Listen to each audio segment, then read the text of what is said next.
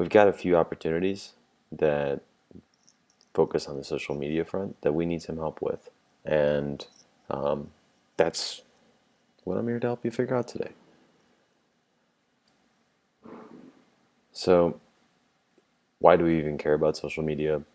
What's the big deal for us as an organization? Um, these are some points that probably make a lot of sense to you anyway. And if they don't, I'll walk through them. First, engagement and connecting. We have a pretty broad audience, and as our speakers go out, we further increase that audience of people that want to continue to understand what we're here for, what we're doing, what our mission is, and learn more about our projects and programs, and also find like-minded individuals that they want to connect with. So our social media networks provide that venue. Engagement comes through, us providing links to posts or expressing our opinion about something going on in the public right now, or trying to get people to become involved in some of our campaigns or programs. Um, that's really important, and these platforms help us reach an audience digitally that would traditionally be pretty difficult to get to. You'd have to really hinge on having a fundraiser or some physical medium to get them in a room to present some of these things that they can contribute to.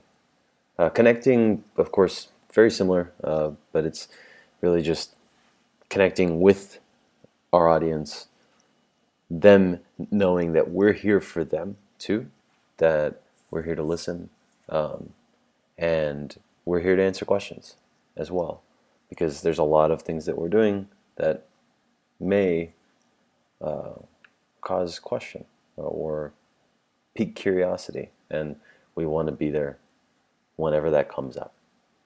Kind of an obvious point, increasing awareness of the organization.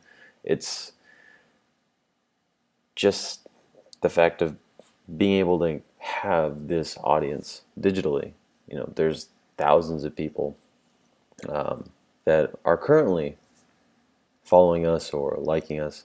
We want to expand that, and as we expand that, of course, we'll increase awareness because we'll be able to make people more aware of programs, events, and just of our voice, of how we speak, what makes us tick, and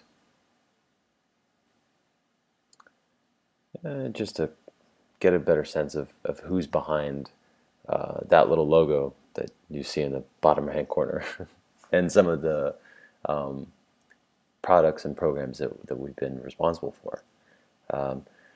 Another part is really focusing on shareable content and how that increases exposure. So it directly relates to awareness, but shareable content, I'll talk to it just a little bit afterwards, but it really comes in the sense of we try not to contribute things that aren't very well formatted, just a block of text. There's a couple things that we're still improving on that front, but where we have an engaging picture, a meaningful message, pose a challenging question that may extend beyond just our Facebook page or our Twitter account and go on to other people's audiences. And if there's a question that somebody may have a really, really compelling answer to, we want them to have that opportunity.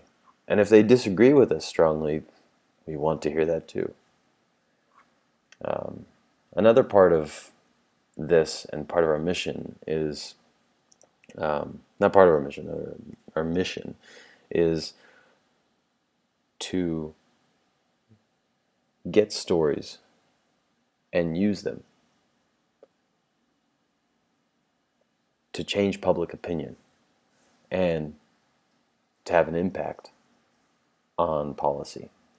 So de facto, it's really great to have social media as one of our venues to extend our reach out to the public. How can you help from a social media perspective? First of all, Twitter is one of our main platforms. We've just gone over 1,000 followers. Pretty excited about it, and noticed that it's starting to tick upwards a little faster now that we've reached this milestone. But we still need help. Twitter doesn't really offer a very, or at least as far as I'm aware, you may be able to correct me afterwards, but Twitter does not offer a way of having other users contribute to a user's timeline. So what that means is that the best way you can help is tweet at us, and we'll retweet to extend yours to our audience. Obviously, they want to follow our mission, and one easy way to keep this in a realm where it makes sense is by contributing to our hashtag campaign, which I'll explain, and also following best practices, which I've included a link to, and you can follow that at any time and take a poke through it. But essentially, if you formulate a really great tweet that engages with our hashtag campaign and you make us aware of it, we'll retweet. And that's going to help us a lot because essentially it'll give us more content that we know our followers will care about. On Facebook, there's a bit more that you can do by becoming a contributor of our page. We can invite you to provide us the information to your Facebook account, and then we have a bit of a process that we follow there too, because when you invite somebody to contribute to the page, they can just start posting and doing things. And while we want people to help us, we need to make sure that your voice matches that of ours. But it's still unique. And another thing that you can do on both networks, actually, and even others, is changing your cover photo to include our hashtag stories we tell assets, which I'll provide a link to afterwards to you. But what that will do is pique some curiosity across the board. We've got a landing page for hashtag the stories we tell that explains it further, but we also do have these images that we've currently replaced all of our cover photos with to drive a little bit more curiosity into what the campaign is and how people can contribute to it. And we're still actively coming up with some new ways of pushing more content into that stream. So one of them is to be changing cover photos of other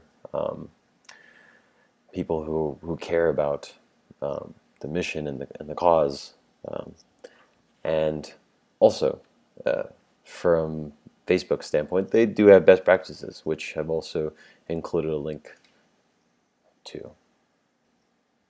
So what is hashtag the stories we tell? It's our hashtag campaign.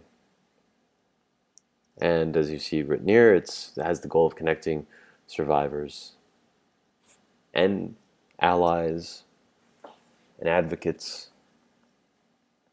and people that are even curious to learn more about it. It also encourages the sharing of testimony and drawing attention to stories that touch on the subject. Some of the goals that we have with this are to increase the awareness of the organization, increase our audiences on our social networks, and increase awareness of our writing workshop, which if you are not aware, the testimonial writing workshop is the first of its kind, and it is explained on a page which I'll bring up shortly.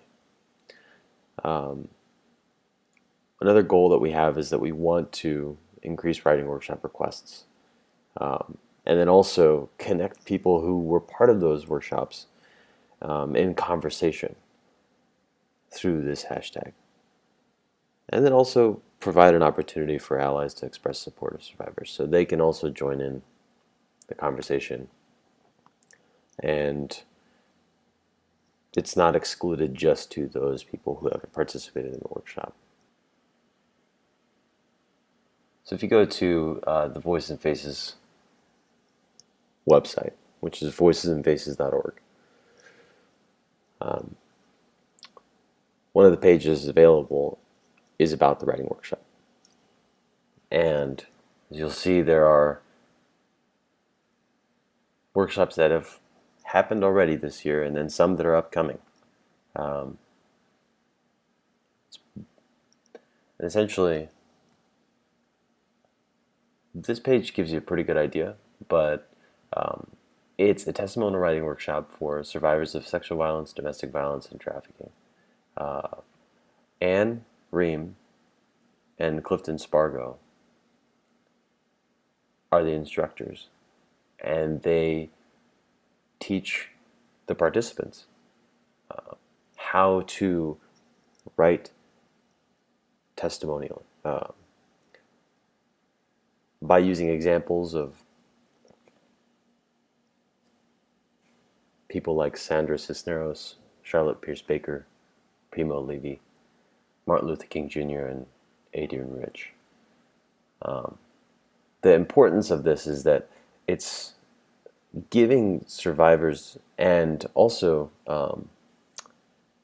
people that know survivors, so it's not excluded just to people who have been victims, but it is also open to loved ones and those who support them as well. But it provides a chance to express their thoughts in a method that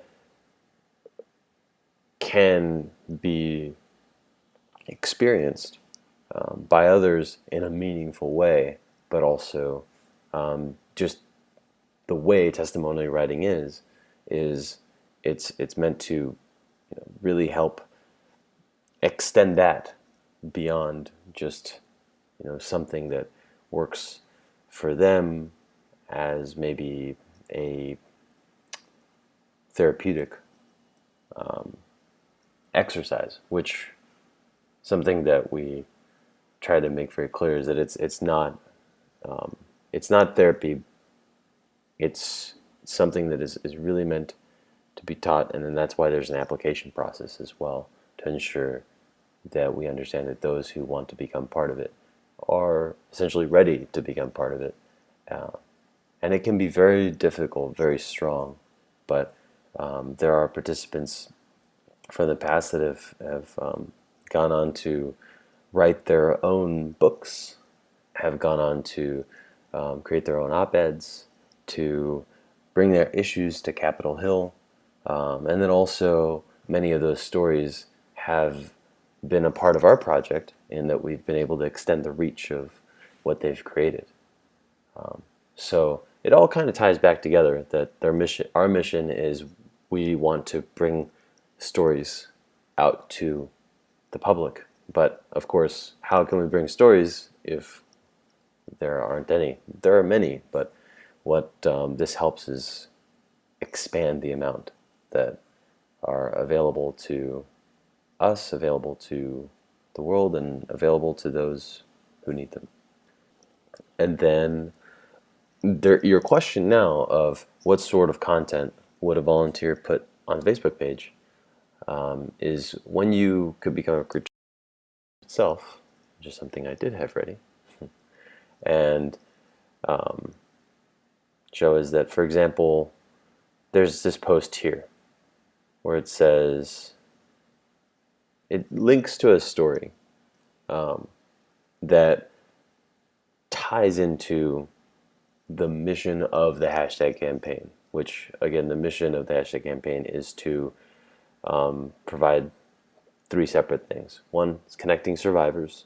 Two, encourage sharing of testimony. And three, drawing attention to stories that touch on the subject. So that gives a broader sense. And this post right here, it's something that is sharing a story that talks about testimony and how it impacted something in the public. So you'll notice some of them that we have posted will actually use the hashtag, which it does. Let me click on this. It does have exact similar functionality to Twitter in a way, that when you have a hashtag inside of the status, it then links them up in conversation. So now you can see a lot of our posts and the amount of people that they've reached that include this hashtag. So as a volunteer, you could find stories that are happening right now in our media and link to them. And more importantly, follow best practices so that they look really nice. For example, this one at the top with Ruth Bader Ginsburg looks pretty great because we, carefully tried to do so. There's some that don't look awesome, and that's left to your devices to figure out. Let's go over to Twitter again. So Twitter, you can only use up to 140 characters, and with our account, we can't really get contributors to that like Facebook. Facebook makes it easier. Twitter, we would have to share our username and password with everybody in order for them to contribute to our tweets, which would be highly bad. That's really how I can describe it as. But I did want to give you an idea right here and how hashtag the stories we tell plays out on Twitter, which plays a little bit more natively because hashtags are a little bit more prominent on this platform, but they still work on both. And here you'll see, though, that there are still stories or posts or just tweets that talk to certain things or promotions for our writing workshop that all use the hashtag. Again, they really stick to the same mission that I had spoken to you about previously, and that's what gives them that gives them a sense of consistency. But what really could help is if you could look at stories out there in the media right now that contribute to this hashtag campaign, and more importantly, if you have anything that you think our audience would be really willing to read, or you have a statement you want to make that maybe doesn't tie to the hashtag campaign, please tweet at us and we'll retweet you. We're pretty active about that, so that won't be a problem at all, as long as we agree with you, which I'm sure we will. And that explains a little bit of how the hashtag campaign is being used on Twitter. And if we go to our homepage, we'll see that not all our tweets include hashtag the stories we tell. So you can look at some of those too to get an idea. This is what I was talking about, the cover photo. We've changed our cover photos. We're looking to maybe see if other people will want to do that as well. We want to do it with our own personal accounts too, but we're going to try to do it all at once to see how that sort of impacts the engagement in the hashtag campaign already. And then the other thing is, you'll see that there's a bunch of them that say hashtag the stories we tell, but there's also some that just speak to other organizations, things that are going on, etc. And some of the events that we've had recently, or events that other organizations are having, or just general statements that we have. And I'm going to go to, I think, what's our last slide? Yeah, and that is a really good line that just says, "Change is a course, not a solo. Stand up, speak out, get engaged." That's something really important, and that's what social media helps us do even further. It increases our audience, our voice, and with you, we can expand that even further. I'm going to make this PDF available, and it does have our links to all these little networks down here. And one thing that's important too is if you begin volunteering with us, you can add us as a volunteer organization on LinkedIn, which looks pretty good. YouTube, we're starting to become a little bit more active on. There's a bunch of videos that we're about to post, and there's also another one that is pretty awesome that we're getting ready.